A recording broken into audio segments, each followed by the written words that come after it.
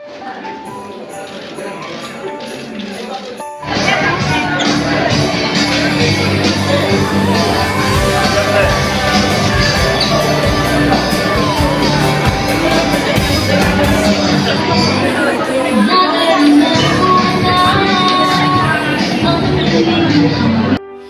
ngiting sumisibol kahit gabi tahimik ang tunay.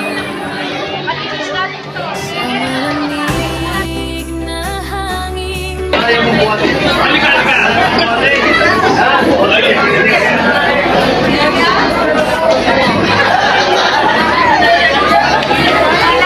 Mula sa palasyo, may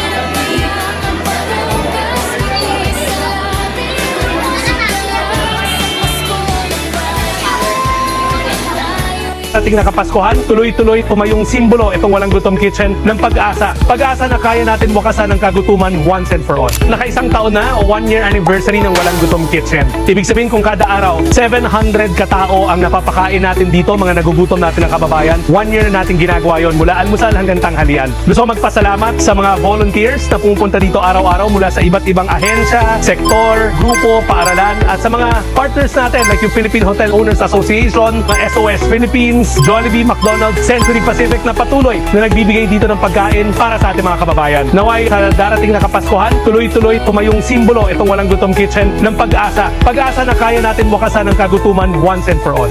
This is second time dito sa Walang Gutom Kitchen. If you can recall, kasi ang nung birthday niya, dito siya mini birthday celebration. Ang dream niya, sabi nga niya, ang birthday wish niya at ang pangarap niya, wala nang gutom na Pilipino pagtapos niya after his term. So ito, part ito ng overall drive natin. Kung matandaan nyo, meron kami yung Walang Gutom food stamps. Yun talaga yung malakihang anti-hunger program natin. Pero yung mga nakakaranas ng kagutuman at naghahanap ng mainit na makakain, itong soup kitchen natin, compliant sa batas, tuloy-tuloy rin na nag-ooperate. Itong soup kitchen na to, dito dinadala ng mga hotels, fast food, yung mga sobra nilang pagkain. Depende rin sa dami na binibigay sa amin na pagkain. Pero normally, we can cater as much as around 700 a day. Yung Pag-abot Center, kung matatandaan nyo, is part of the Pag-abot program na nag-reach out kami sa mga individuals in street situation. Ito yung mga nakatira sa lansangan. nagpartner na kami sa mga LGU kasi hindi na nila kaya by themselves. So yun naman ang sinusud po natin doon, yung problema ng homelessness.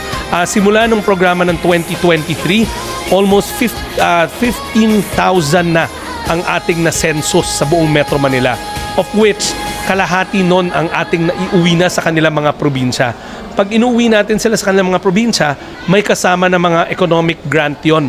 May mga kasama ng livelihood grant yon para masigurado natin hindi na sila babalik sa Maynila. Proactively yung programa tries to give economic or livelihood grants sa kanilang mga komunidad.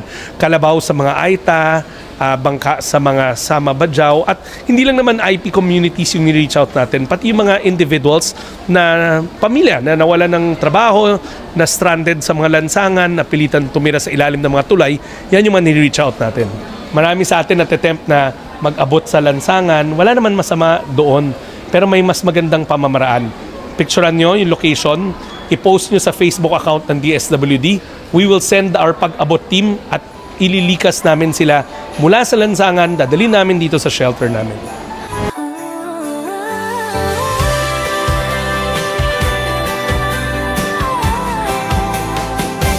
Sa bawat paligid may ilaw na sumisilay,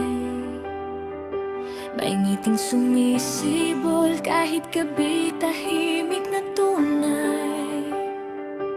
Sa malamig na hangin may pag-asang bitbit, handog ng Pasko sa puso'y dumidikit.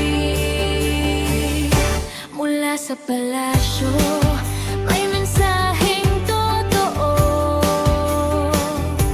hindi lang salita kundi gawa at puso. Sa bawat hapag na minsan ay kulang, ngayon may ngiti, may awit, may liwanag. Pamaskong handog